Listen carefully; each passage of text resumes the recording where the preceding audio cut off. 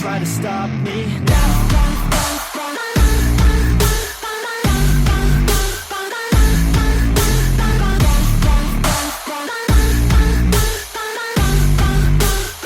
Don't try to stop me now.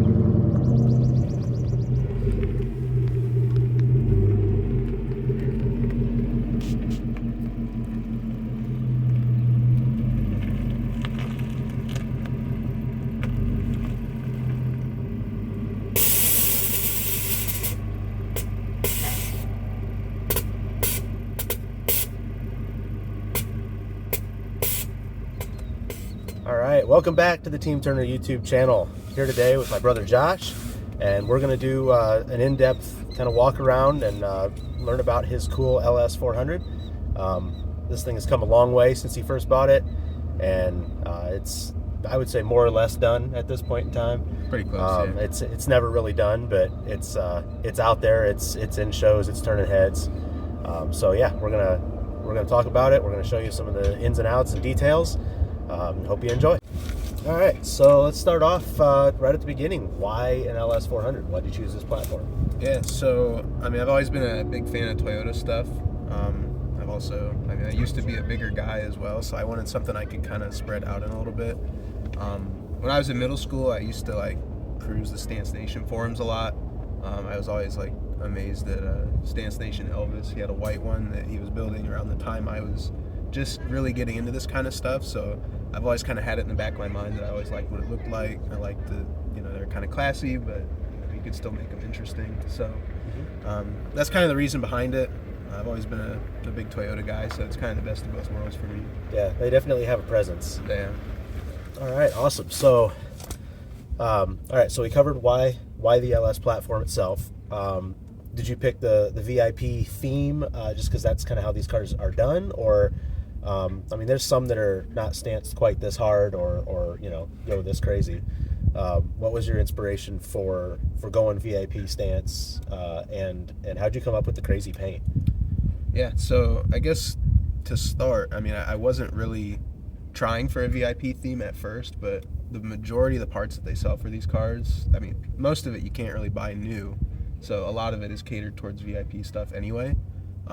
So as I started accumulating parts, kind of, getting things where I wanted it, it eventually just kind of turned into a VIP build, if you want to call it that. So yeah, it definitely is. It's a hard one of the hardest ones out there. So I really wanted to, kind of do as much as I could without it being, too overkill. Like, I understand the paint is kind of excessive, but like I wanted to just kind of keep it classy, and it seems like a lot of the VIP builds are focused on more on the luxury side of things than ricey things. So which I mean, I still like corny stuff, but like I think that this is a good balance, and it's also nice to I can get in it, it's comfortable, I can drive it across the country.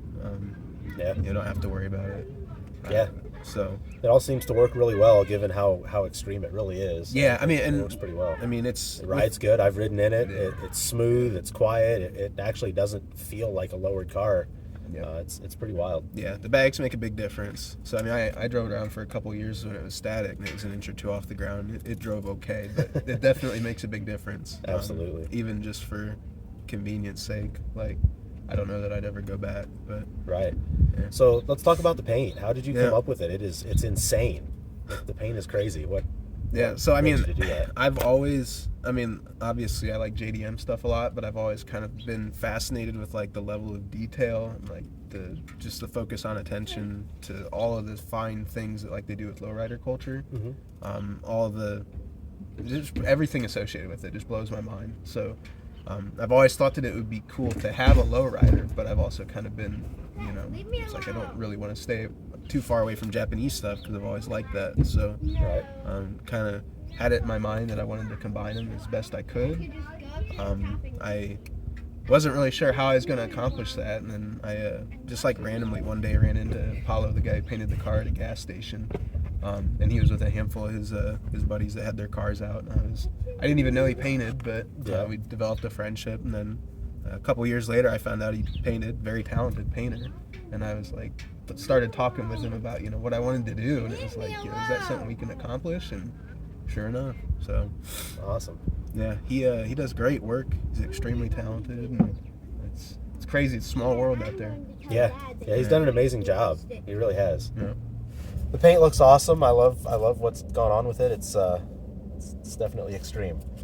Let's talk about the car itself. How long you've had it, what we had to do with it, some of the maintenance. I mean, I know because I've been a part of it, but let's tell everybody else. So tell the story. The car has 287,000-ish miles at the moment.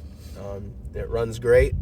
It's taken a lot of maintenance and a lot of parts and time and effort to get it to where it's at so that it runs great and stays running great. But pretty much every rotating piece, every rubber gasket, seal, pretty much everything on this car has been replaced at some point or another. I think we've gone through 3 or 4 power steering pumps. Like, it's typical. I know.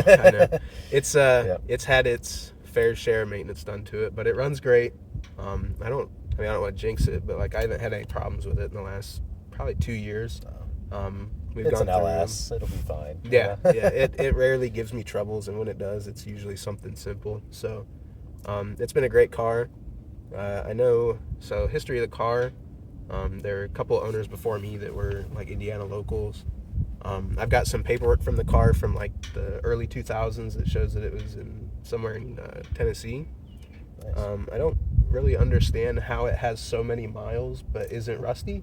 It's like perfect underneath, so probably Tennessee. Stay away from here for a while. I'm guessing that they didn't drive it in the salt too much, but nice. Other than that, I mean, it's been a great car. It's super reliable. You would never know it has that many miles unless I said something. Oh, it drives great. It looks great for its the amount of miles it has. So it's smooth and quiet. I mean, except for the exhaust, but it runs good. Yep. It drives good. Yeah, it rarely gives me any trouble. It's been a great car. So that's awesome. I've owned it for a little over 6 years now, and I think in that time, I've probably put about $4,000 worth of maintenance into it. So, but it works. It stays working. It doesn't give me problems. It's very healthy, so I can't complain. It's a good problem to have. Awesome. Yeah. So you said it was static when you bought it. Yep. What was that like, and what was the reason you changed over to airbag? It was new to me. So I had a 240SX before that we put coilovers on. It was in my mind that was low, and this car was it was about my aired out height static when I first got it. So it was definitely an experience. Like I drove it home from Indianapolis with it that low, and I was just kind of like, I don't know how long I'm gonna last like this, but there are times where I wish that it was still static, just so I was forced to drive it at like a cool ride height. Yeah. But like, I don't know. I don't know that I'd ever switch back from bags, just especially with like the paintwork that's done in the body kit. Like, the roads are so bad around here. I can't justify it. That's a lot of money in fiberglass to hang that low to the ground. Yeah. I couldn't do it. But there are times though where like when we were in Tennessee and I was like, man, it's like this road's so smooth. I bet it would look sick lowered. And I'm just like, can't bring myself to do it. But I at least like that I have control over it. And like if it was static, there's no way I'd make it in my garage. Like the driveway is too steep. There's no way. Yeah, your driveway's really steep. Well, plus I seen a lot of the static cars coming into Riverside and Chattanooga. We were just at. So many of them. There's a big speed bump going into the big show. There's cars just slamming over that in the lot. You just rolled right over it. Yeah, so it's nice.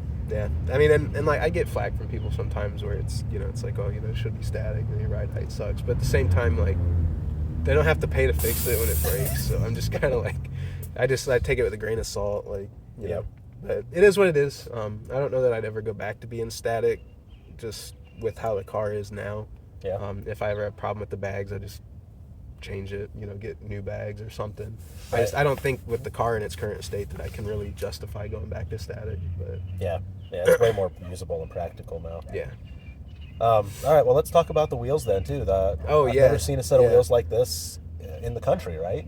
So as far as I know, I've connected with I want to say 2 people 3 sets of wheels. So one guy has 2 sets of these. One's a step lip, polished face, and then the other one's triple chrome. Okay. And what are they? What are they're those? Work GR Esfidas. So it's normally a 2-piece wheel that comes, like they made them for Volkswagens, or like I've seen like weak specs on S2000s, things like that.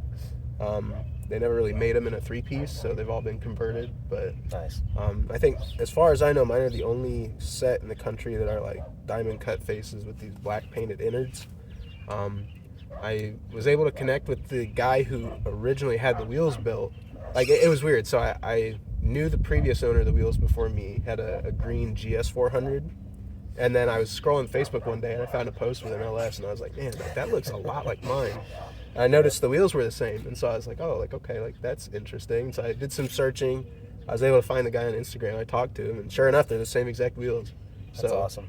So I was kind of 101. Yeah, really. As far as I know, nobody else has a set of them. That's cool. At least I've seen some sets out there, but none that are like, kind of the same exact look as these ones. Right.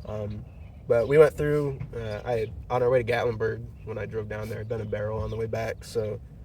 We went through, rebuilt all the wheels, got paint matched hardware. Everything's been resealed, so they're in good shape. Yep, they look good with the red bolts and everything. Yep. It's nice. Yep. It's a nice touch.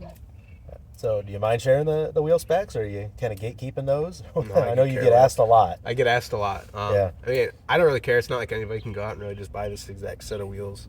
So if I can do something to help somebody, it don't matter. Right. So yeah, most of the LSs you see are all cambered, and the wheels are tilted in. They got some crazy arm set up, and they still don't fit this good. So what's the secret there? Yeah. So I mean, the car is all just on stock arms.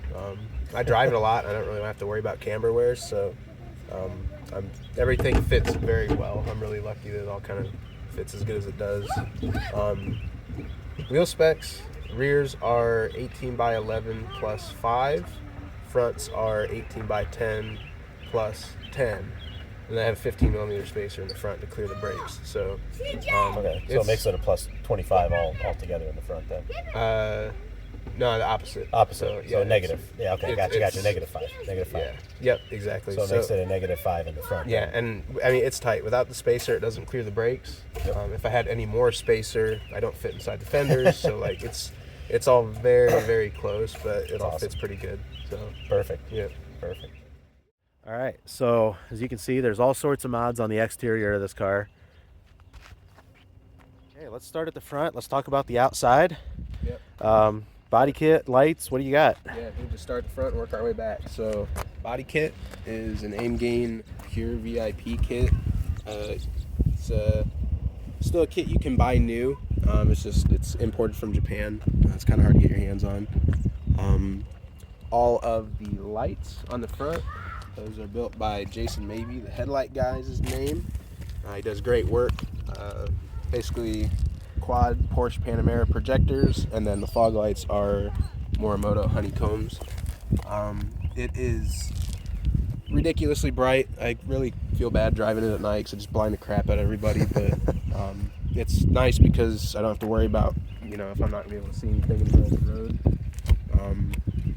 The grill, I'm not 100% sure what this grill is. The guy I bought it from said he thinks it's K-brake, but he's not 100% sure. I just recently got that. I'm kind of excited. It's a rare piece. Then aside from, the obvious paintwork on the front, that is the majority of the stuff on the front half. Everything in mirrors and forward is PPF, and the entire car has been ceramic coated. And he even did some silver leaf on different parts of this too, right? Yep. Yeah. So there's a handful of Easter eggs kind of in the paint with everything else going on. There's some silver leaf here and some patterns in the back. But everything is, there's some kind of detail in just about everything on this car. Even like the license plate bolts are pretty uncommon. They're like a diamond set from Kaizen VIP. He's a big sponsor of mine. He's got a bunch of his stuff on this car as well. So I think so. Moving on, the wheels. When we rebuilt these, I got paint matched hardware from SRR Hardware. They basically exclusively make like wheel bolts and nuts and stuff like that. They're from Europe. Lug nuts are Miteki paint matched lug nuts as well. anodized red. It all just matches. And then I've got from Underground Tuning TX, hydro dip powder coated red carbon forged brake calipers. It's a mouthful. There's a lot going on there. Which I was super excited to get those. Kind of bummed that the wheels covered pretty much 90% of them, but yeah, you can looks still cool see if you them. notice it. So Yeah, they look good. We've also got a TPMS set on here as well. It's having wheel problems at one point before we rebuilt them, so I like having some peace of mind there. Okay. These vents, from, yeah. These are Artisan Spirits vents. Normally, this is part of an Artisan Spirit fender set that has a vent up here, but I wanted to just kind of keep a flat surface here for the paint, so I went with the lower vents. I really like what those look like. Yeah, they look good. They kind of flow pretty well with the body kit. And then, yeah, you got the aim gain side skirts to match the front. Yep, so matching sides. They are nice and low when you're aired out, too. That's nice. Yep, kit sits, just under an inch off the ground when you're all aired out, so it works pretty good. Yep. And then the paint flows, yeah, all the way down the side. I like that. Yeah, and then we got factory midnight style chrome mirror visors, as well as well brand visors for the windows. Yes, I like those. Let's see what else there is. I've got Garson like door scratch guards for the door handles. It's all like trinkety stuff, but There's just so many little details, though. Yeah, they make so many like crazy accessories for these kind of cars that they're hard to find, but they have all kinds of little things that you can add to this stuff. So Yeah, it's pretty every cool. time I see something rare that I'm excited about, I try to snag it. And yeah, that crazy paint looks like ribbon candy. Goes all the way over the roof. All the different patterns and flake and candy and everything. And then what's the spoiler? Yeah, so this is also factory midnight style. They're a See-through brand that makes like fiberglass and acrylic parts. I think I was probably the first person to get one of these. I bought it when it was still like a prototype. I wasn't really sure if I was gonna like it or if it was gonna fit how I wanted, but pretty impressed with it. I like it. It's still attached to the car, which means that it's held up good. So Yeah, a lot of them don't. I bought it when the car was silver with the intention of, eventually the car was going to be red. So I'm glad that it all kind of flows together pretty well. Yeah, so there's all kinds of Easter eggs and stuff on this car. Things that you probably wouldn't notice unless you really cared about the cars or like this chassis specifically. But like if you look at the roof line, normally this is a hard line that runs all the way back. The dude who painted the car is really good at body work. Smooth that out so that it kind of folds into the the roof line up here and then into the quarter panel. So there's all kinds of little Easter eggs and crazy things. Yeah, if we move to the back, so the full aim gain kit, but down at the bottom there's some patterns and artwork on the bottom that kind of match the top. Full catback exhaust with an X pipe, 2 Flowmaster 10s. Sounds really good for an LS. Usually they kind of sound like trucks or tractors. This one's pretty smooth.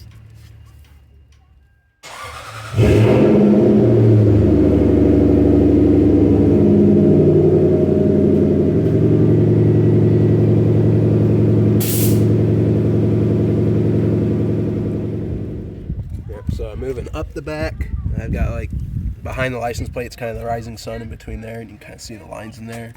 It looks really cool in the sun. It's really reflective. It has a lot of flake in it. Then the taillights are LED sequentials from Japan. I really don't know a whole lot about them. I think that they're something that somebody just built, and I was lucky enough to get my hands on them. But they've got like carbon fiber inlays. They look really good. They go with the paint pretty well. And then like this chrome trim garnish for the back is really rare. I've only seen a couple other cars with that as well. Pretty uncommon piece. So then you kept the center logo, and you took we stripped the sides. It just kept the center and made the paint go around it. Yep. So yeah, like the that. logos have been taken off except for the Lexus logo. There's usually holes behind the logos, so we went through, welded and filled those, smoothed them out. I was debating about just getting rid of all the badging when we did this originally, but I wanted to keep the Lexus badge on the back. Just kind of have some chrome back there as well. So let's pop the trunk. All right, paint match the tank. What you got going on in here? So before I had this car painted, I had the tank done. So All right, so before I had the whole car painted, like 4 or 5 years before, I wanted to do something cool to the air tank, and I always kind of been infatuated with this color. It's Chrysler Delmonico Red. It's, you know, all the outer areas, whatever, the darker color. So I've always kind of had this color scheme in mind. I just, at the time I was still in college, I couldn't really afford to paint the whole car, do what I wanted, so kind of went with that color scheme, but that's always been the plan. Now, some of the details in the trunk, so all my airlift stuff is behind that side of the panel. My management, my compressor, and like all my fusing, bus bar stuff is behind there. And then on this side is my amp. I've got an Alpine amp for this 1200 watt Infinity Kappa sub. It hits extremely hard, hard enough that it messes up the LEDs in my taillights, so I don't really run it as much as I'd like to. But yeah, I have some lights out in the LEDs from that stupid sub. But, yeah, it hits pretty hard. But all the audio in the car is Infinity Kappa. I've run that in pretty much every car I've had for like 10 years. Absolutely love it. There's Panels are cool too. Huh? Yeah, so when I first started putting this trunk together with you, I worked at a place that CNC'd plastic pieces and extrusions and stuff like that. So went through, designed that, kind of tried to match the paint on the top a little bit, but also kind of make it so it's symmetrical back here. But yeah, I mean, all this. So you built this trunk, the wood fascia stuff. So tried to kind of keep it, you know, wavy flow with the rest of the paint. I think it matches pretty good with the tank itself. So. Yep. And then this is functional, right? You still have a spare in here. Yes, I do have a spare. So that was when we first started, you know, putting this together. I was having some tire troubles, and so I was really like wanting to keep a spare. But yeah, I got a little spot here in the middle and lift up. Oh yeah, Full size spare. factory full size with the jack and it all, everything. Yep, fits directly underneath there. Don't have any worry. So Awesome. and So then it's practical. This is It a is. practical car. it is. I like to drive this thing. I mean, there's no point in, you know, putting it together if you can't use it. So That's true. on the inside, I've got puddle lights towards the back of the car, and then a strip light up high. The place I work at now does like high quality LED extrusions, so try to utilize strip light as much as I can. It makes my boss happy. So, but at night this lights up really nice. It makes it look like a jewelry store in there. So, really shows off the flake, especially when it's dark out. So, other notables back here. These hinges, I can flip this trunk down 90 degrees so that it kind of sits horizontal to the rest of the car. Looks really interesting when you know, when it's dark out and everything's lit up. You can see all the lights flowing across the back. Yeah, so at the moment the engine bay is not 100% done because I have covers being made that match the top. But in the meantime, there's some things to note in here. So intake manifold is also hydro dipped carbon fiber powder coat. Same guy who did my brake calipers. I really just wanted something kind of subtle. So the engine covers that are going to go in here are going to have a lot of silver in them. So I feel like it'll kind of offset that pretty good. Then the strut towers. Normally when people use stock control arms on these cars, they drill holes in the strut towers. Unfortunately, the person before me that had this car did that. And so I was left with these kind of gaudy holes in there. We went through, I had Chris Collins, he's a really good welder in our area, go through, make me some caps, cover those well. Then we kind of shave those towers a little bit so it looks clean. That's nice. Yeah, they're like shaved. Looks like they're supposed to be there. Yep, yeah, absolutely. So it's all a very close fit with the struts on the hood, but everything closes good. All my wiring's loomed, everything's fused. Yep.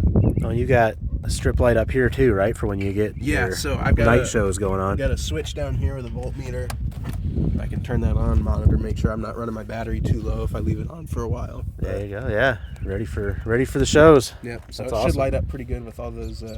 Once I get the new covers in there, it should show the flake off pretty good. Nice. You got the yellow top, so it'll run for hours probably. Yeah, I hope so.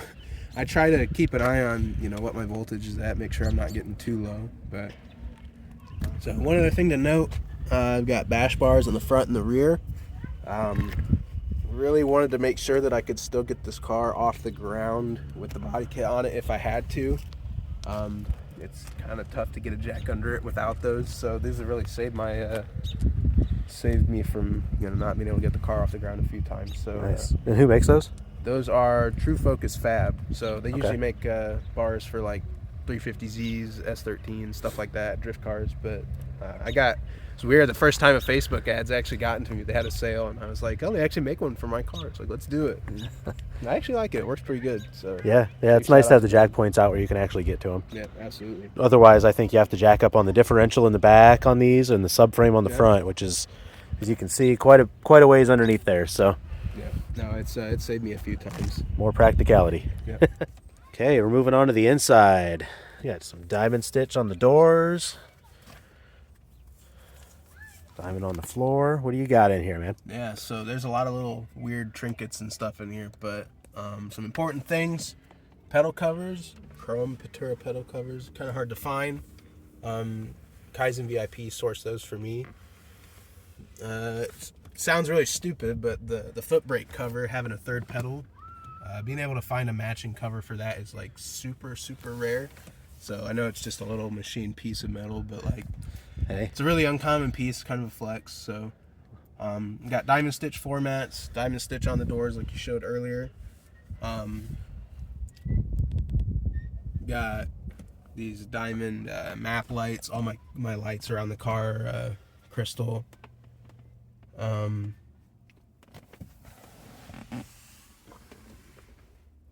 then I've got L-Tide pillows. The goal is at some point this year I'm going to redo all the seats with like full L-Tide seat covers. Shift knob. This is from Rodak Garage. Paint matched, silver and red. Kind of go with the paint, and then matching wood grain for the tops. Kind of a fusion shift knob. Really fits the car well. So tables are from KQ Customs out of Florida. He does great work. These are probably the only set with this design out at the moment. I know this like swoop at the top, he wanted to kind of match the curves that happen on the top of the car. So shout out to him for making those. They look sweet. They light up too. It's not very bright during the day, but at night they like kind of accent light the glasses and stuff that's in it. So it looks sweet. So Pro Clip airlift controller mount. I've seen a lot of mounts where they like, you put them in like where the cigarette lighter and the ashtray goes. I wanted to kind of keep that because I do drive this car a bunch, so I wanted my like all my cigarette lighter accessories and things like that accessible. Kenwood single din. A lot of people opt for double dins in these, but I wanted to make sure that I had space for 12-volt accessories. So this is my underglow, my starlight headliner, trunk lights, and then this is kind of complicated, but my tail lights, when I run the hazards, it has a show mode, and so it'll do all kinds of functions that dance around, whatever. But when you flip this switch, it changes the mode from the show mode to regular hazards, and then when you press the button, it goes back. So it's one of those things where I don't really have I don't need to have my hazards per se, but if there's an emergency, I want to be able to put them on normally. So this just there've been a few times where like there's been an emergency and it would have been kind of weird to have my taillights doing all kinds of fancy modes. So, but yeah, so these buttons here, this is actually a circuit my dad built. When you hold the green button and turn the ignition off, it's a latching circuit that keeps the ignition on, so all of these accessories stay on when the car's off. So I can run all my lights outside of the car without my ignition on, which is nice because obviously I don't want to have all my interior stuff running while my outside stuff is running. So it's a good way to do that, make sure I don't kill my battery over the course of a few hours. Right. And then under here too, you got on the glove box door. Let's talk about the glove box a little bit. Yeah, so everybody that's worked on the car, I've had sign it. Just kind of a little thing I wanted to do, kind of show my appreciation. A lot of my family, a lot of my friends have helped me build this car, so it's extremely important to me and more sentimental than everything. So pretty cool. All right, so for the back, I got front and rear Influence VIP dark gray curtains.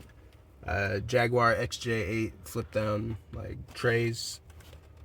Then center console, the big piece back here. This is also by KQ Customs. It's got a spot for a big bottle of bourbon, some wine glasses, etc. So this piece also lights up. I got a switch under here. Again, not super bright during the day, but at night looks really cool. Lights the bottle up really neat. Paint match JBL speaker. This was kind of an impulse buy because I'm not very smart with my money, but it looks pretty cool in there and matches. Then I got the matching wood piece to go with the rest of the table set. More L-Tide pillows back here as well. And then more diamond stitch floor mats as well.